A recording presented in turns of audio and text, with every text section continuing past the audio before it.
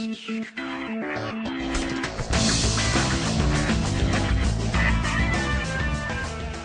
everybody, welcome to Expository Dialogue. I'm François, librarian, occasional writer.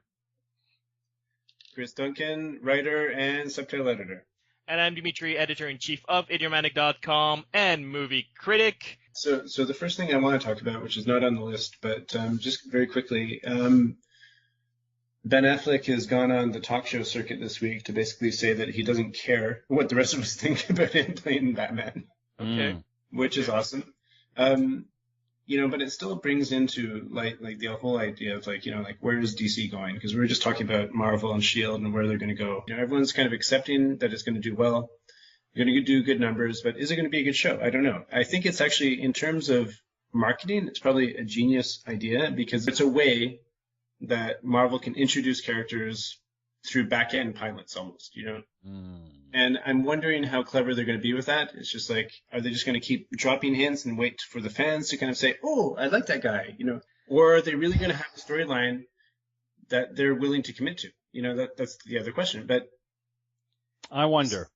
I'm almost afraid of that eventuality, though. Like, on the one hand, it would be sad if the TV show was just so irrelevant with the little hints and never really having the guts to go somewhere, as you pointed out. But the flip side of that, I'm afraid of the TV show introducing the characters in a certain way, and then the movie just being more concerned with the continuity than with delivering a nice self-contained product and going like, oh, well, that's the version of the character we're stuck with, We also heard intimations that maybe what's her name, Peggy Carter?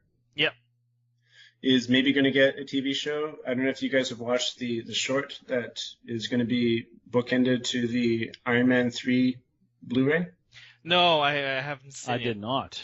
It's a 10-minute short, and it's pretty cool. And it basically takes place right after,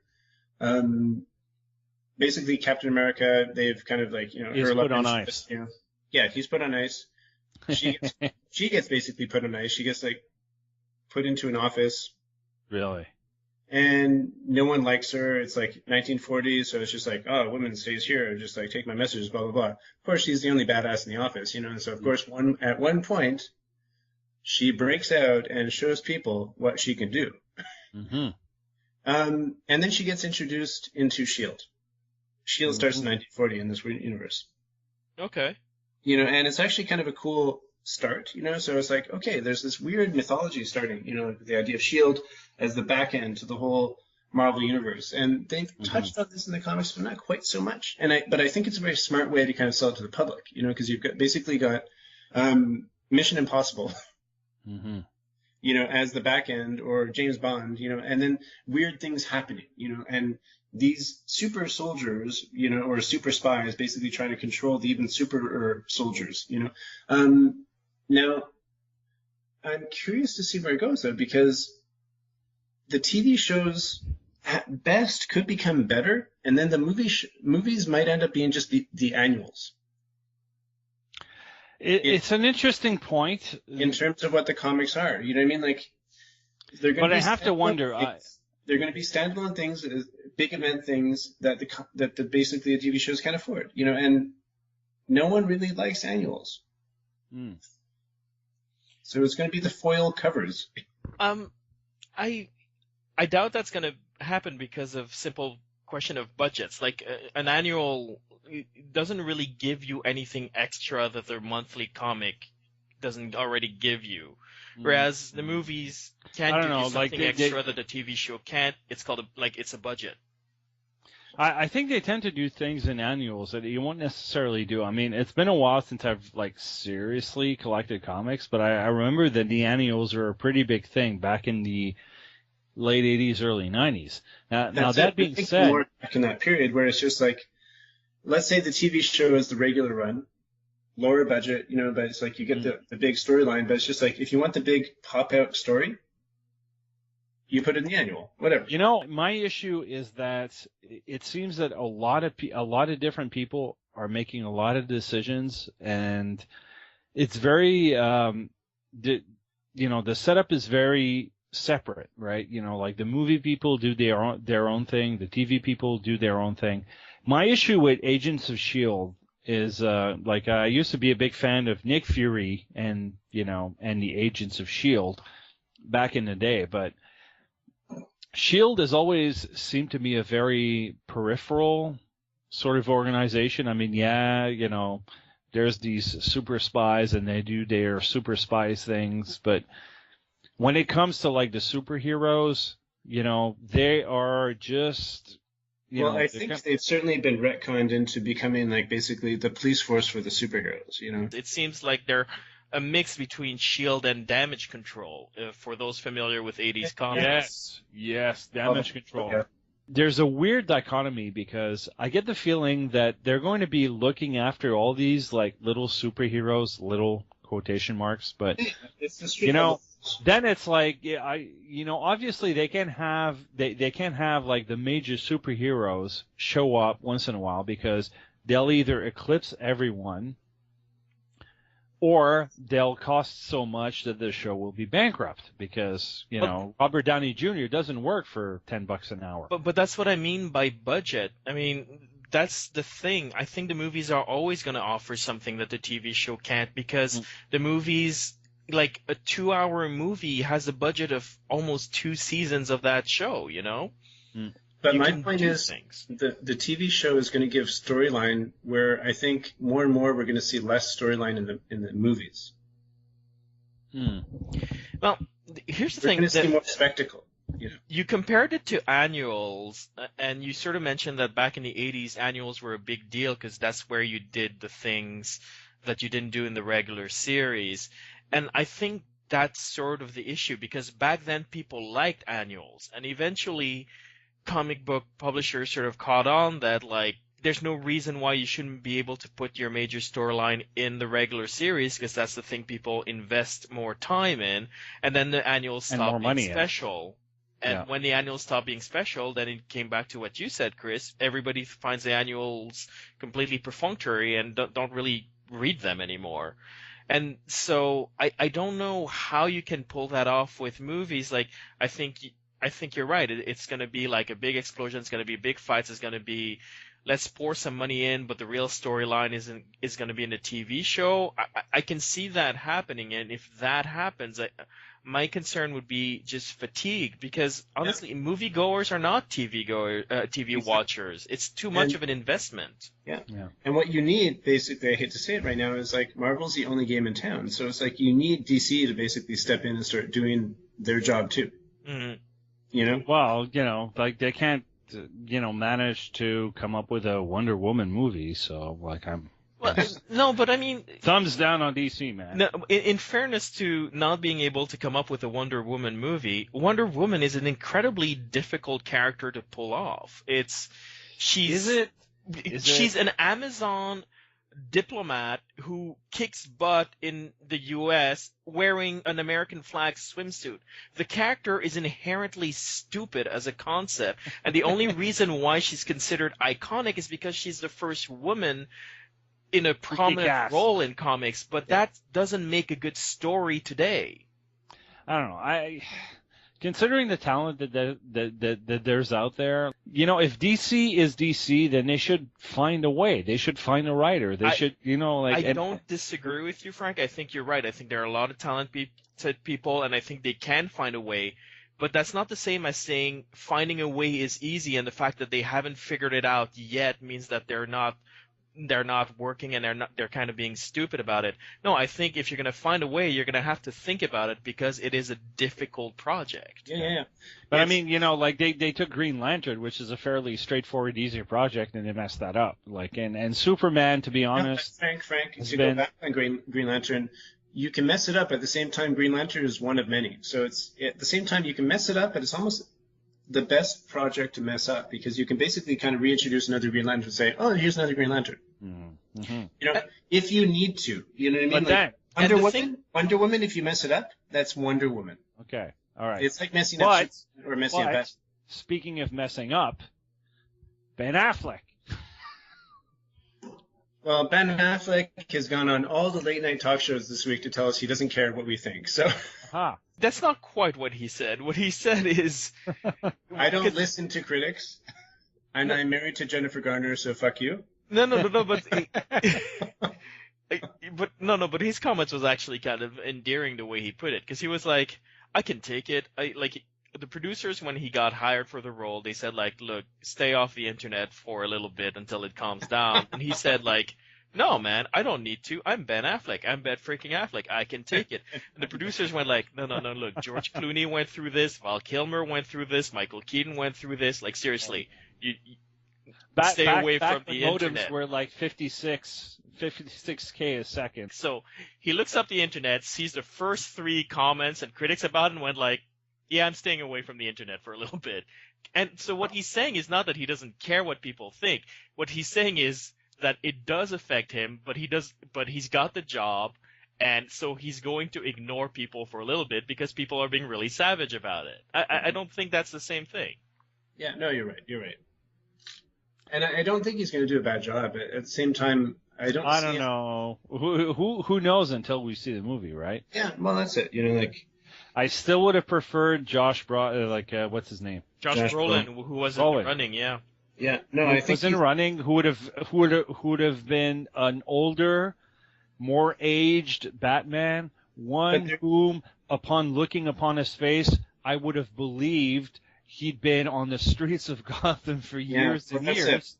Who I would have believed would have been a guy who would have looked at Superman as a young, very extremely unbelievably godlike, powerful superhero, still, but doesn't quite have the street smart, the experience, I went down on the streets and fought it out with bad guys for years and years and years, and look at my face, and you can tell.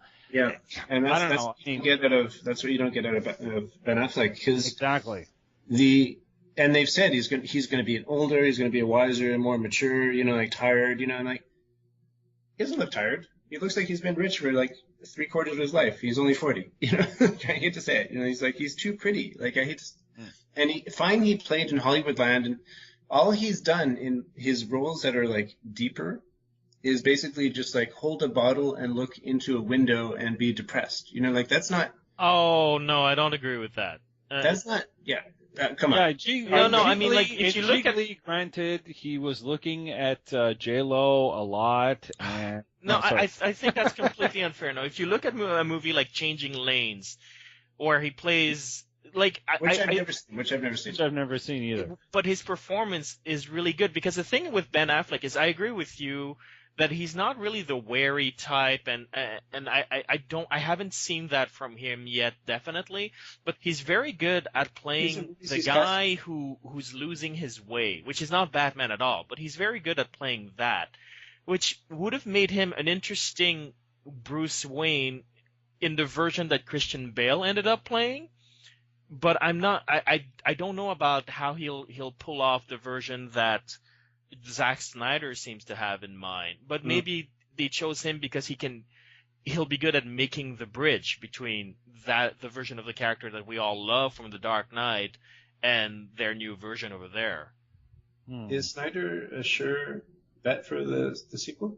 Yeah. Do you know? Yeah, yes, I think he is. Yeah. But they're hawking up the whole sequel is supposed to be, Superman versus Batman, right? They're going to start off as enemies or opponents or two sides of a coin, and it's like, here's the ultra powerful, nice, uncorruptible guy versus the sort of street guy.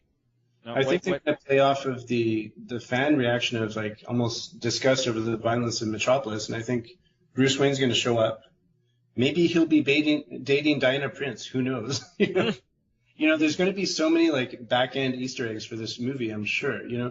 But I mean, in Comic-Con they did the whole Batman versus Superman thing. Yeah.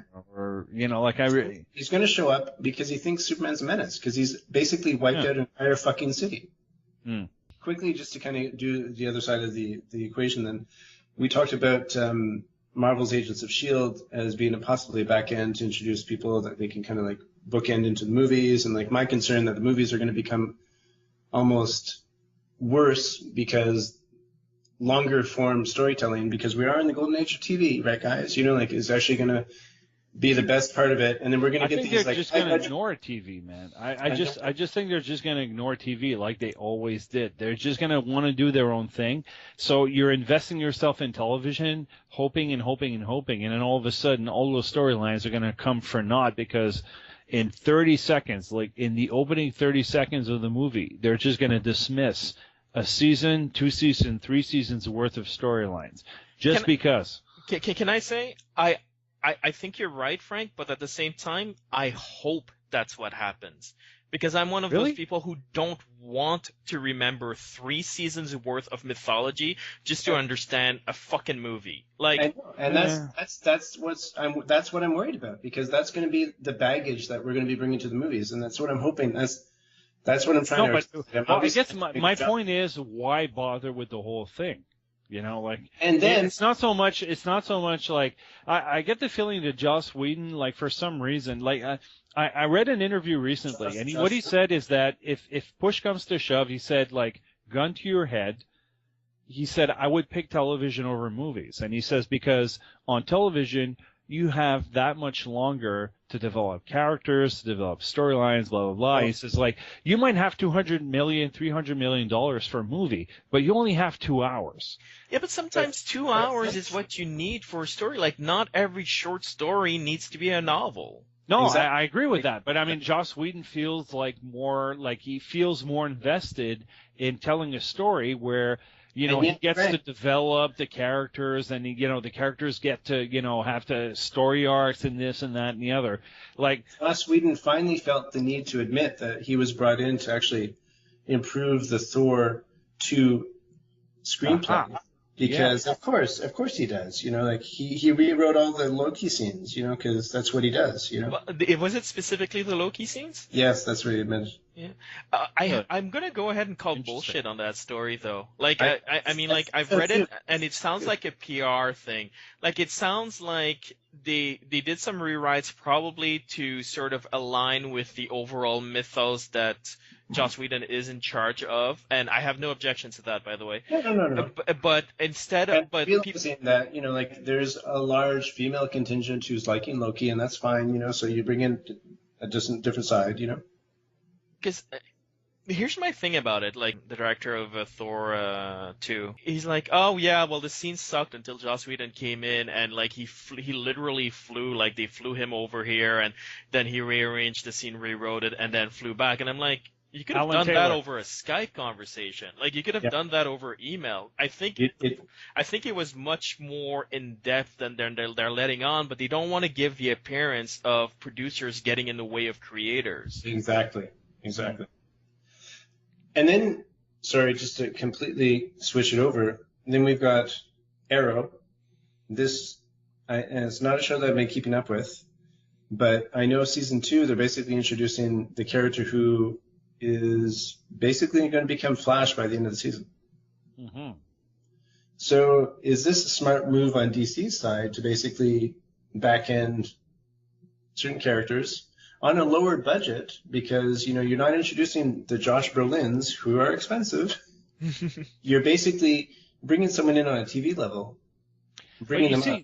This is where, like, I guess the core of my argument lies, is that there are people in the world, and they have a budget, and they will spend money. They will spend money on stuff, right? And the thing is, we've got the TV show, we've got the movies, and our positions are that there seems to be an opposition between the movies and the TV, but I don't know if there are, but I'm just wondering how they're supposed to feed into each other. That's the thing, right? Because there's a lot of people who watch both, and there's a lot of people who are invested in both. And comics, by the way, which is like, a third major source of, money for various companies who are out there. No, it's not. It's a black hole for money.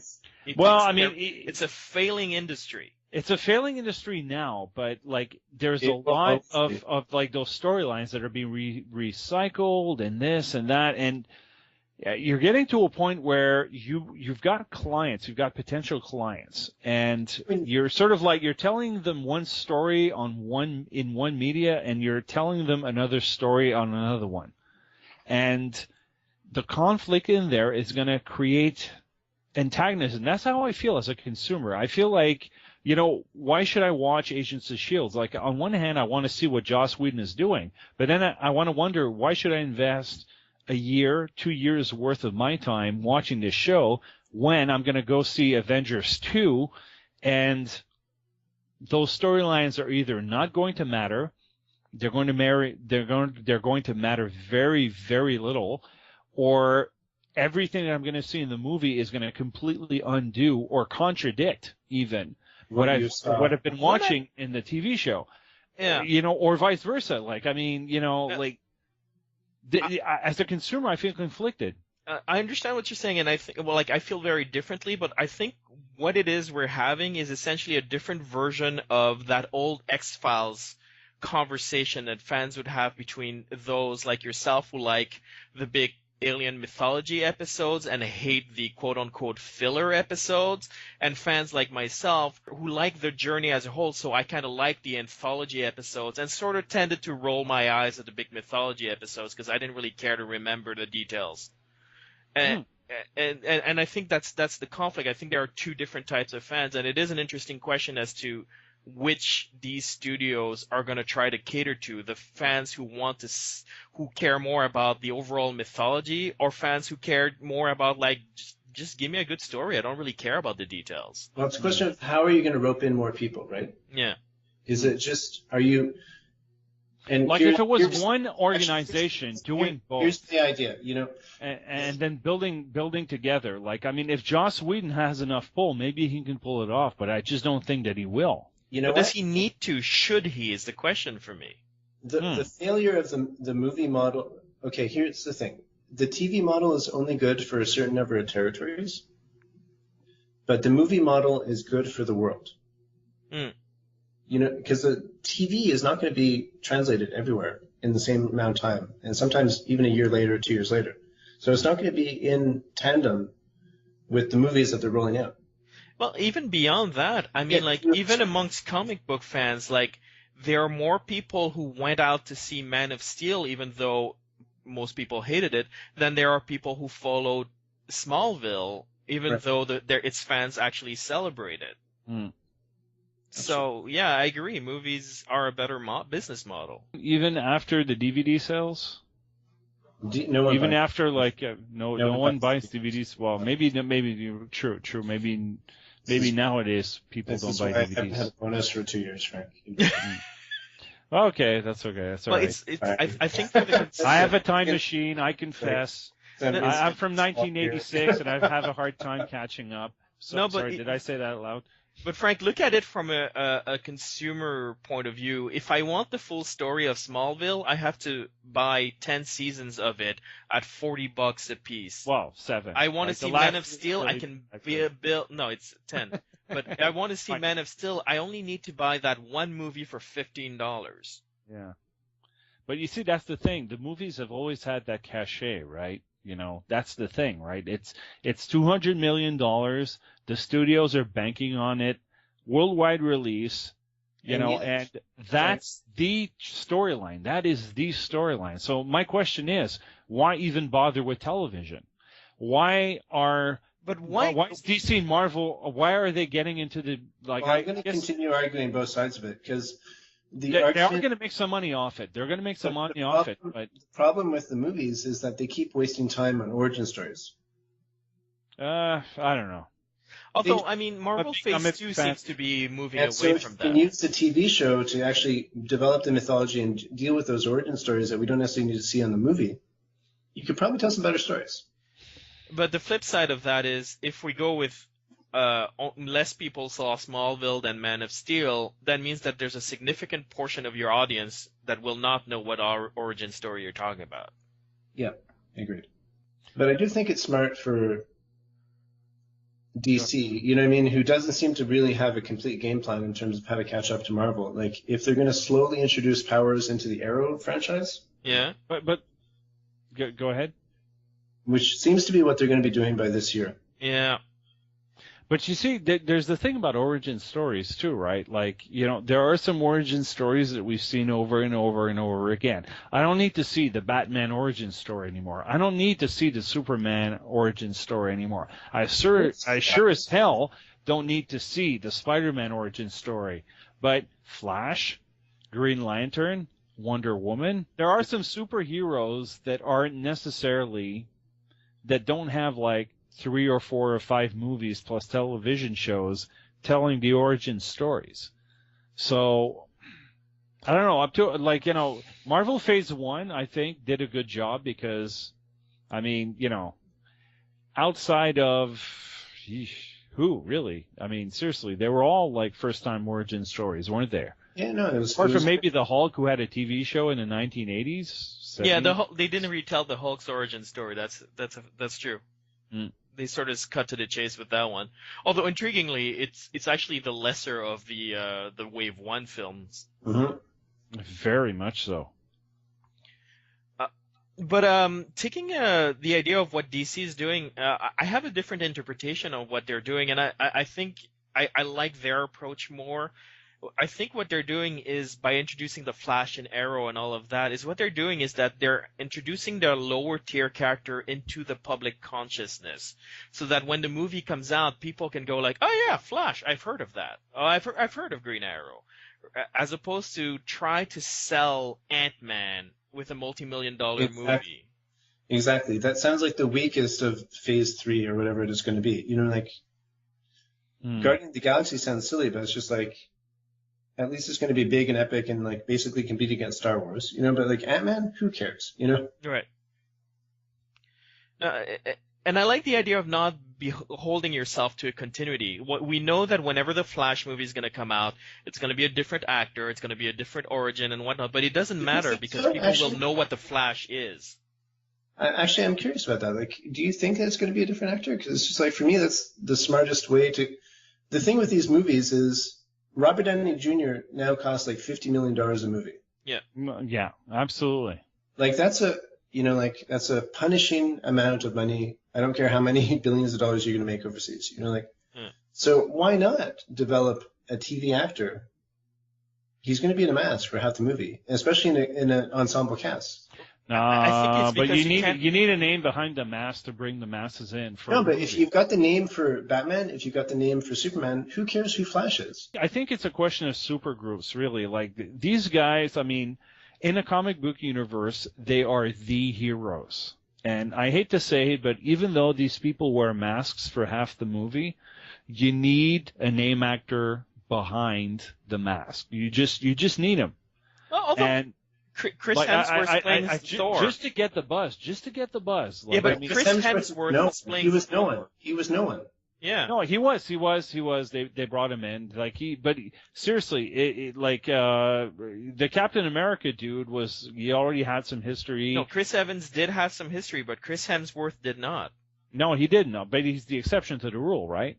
If I'm a studio and it's like, okay, here's this guy, he's been the Flash for half a season and a half on this TV show. I'm going to recast him, and I'm going to just call Josh Brolin in, because maybe he wasn't Batman, but he could sure as hell pull off the Flash. An older, wiser Flash. No, I don't disagree with you, Frank. I think there's also the fact that, look, those shows are on the WB, and those shows are terrible. Like, Arrow is really bad. Is it? It's horrible. It's really horrible. And I think... It doesn't hit the mark? I think Warner Brothers, that's pretty funny.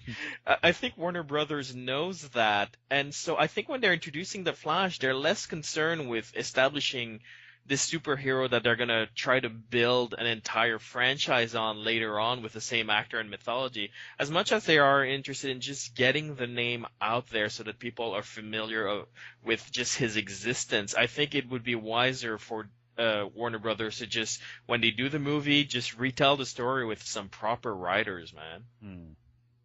But you see, this is where I think geeks like us come in, and we're really important, because people start talking about the Flash, and people at work just turn to me and say, "Who is the Flash? Explain the Flash to me." And then I go forth and I tell the story. and I tell the story of the Flash or the Batman or Superman or Wolverine or, the Sentinels. What are the Sentinels? Let me tell you. So, in a sense, Marvel and DC are counting on us to explain things to the peons, and I, for one, have yet to receive a check giving me money for all of my explanations. I actually disagree with that. I think we're going to find out our importance when Ant-Man comes out. Probably. But before then, these are all characters that had TV shows on Saturday morning cartoons when we were young, and that's where people know them from. I mean, the Hulk has not been the green Hulk smash Hulk in close to 30 to 40 years in the comic book, but that's the version they went with because that's the one that was in the cartoons. Maybe. I still think I deserve a check from Marvel and DC, but anyways, I'll let the lawyers decide. All right, well, I guess that's all the time we have. If you want to post your comments, your thoughts about the news of the week, you can write us at mail@idiomatic.com or post a comment at idiomatic.com. Just click on the episode name. We're also on Facebook. We're also on Twitter. We're also on iTunes. If you could write us a review on iTunes, it would help us tremendously. All right, see you next time.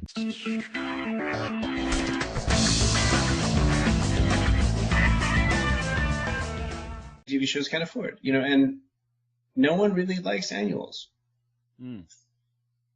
So it's going to be the foil covers.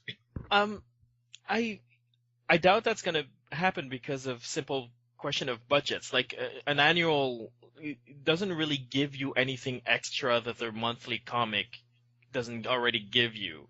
Whereas the movies can give you something extra that the TV show can't. It's called it's a budget.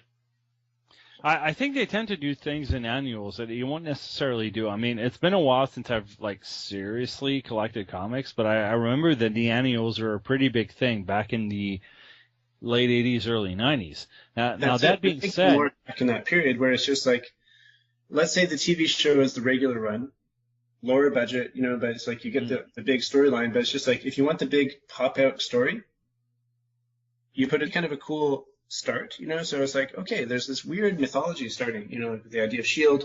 as the back end to the whole Marvel universe, and they've touched on this in the comics, but not quite so much, but I think it's a very smart way to kind of sell it to the public, because you've basically got Mission Impossible as the back end, or James Bond, and then weird things happening, and these super soldiers, or super spies basically trying to control the even super soldiers, Now, I'm curious to see where it goes, though, because the TV shows at best could become better, and then the movies might end up being just the annuals. It's an interesting point in terms of what the comics are. You know what I mean? They're going. But I have to wonder. They're going to be standalone things, big event things that basically.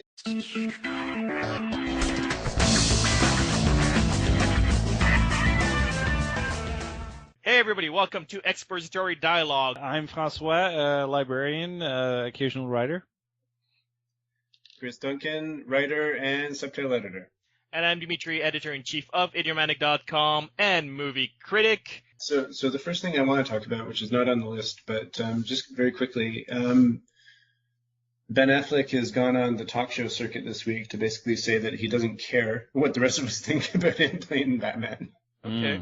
Which is awesome.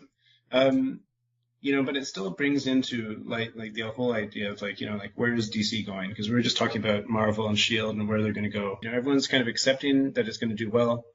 You're going to do good numbers, but is it going to be a good show? I don't know. I think it's actually, in terms of marketing, it's probably a genius idea because it's a way that Marvel can introduce characters through back-end pilots almost, And I'm wondering how clever they're going to be with that. It's just are they just going to keep dropping hints and wait for the fans to kind of say, oh, I like that guy, Or are they really going to have a storyline that they're willing to commit to? That's the other question. But I wonder. I'm almost afraid of that eventuality, though. On the one hand, it would be sad if the TV show was just so irrelevant with the little hints and never really having the guts to go somewhere, as you pointed out. But the flip side of that, I'm afraid of the TV show introducing the characters in a certain way, and then the movie just being more concerned with the continuity than with delivering a nice self-contained product and going like, oh, well, that's the version of the character we're stuck with, you know?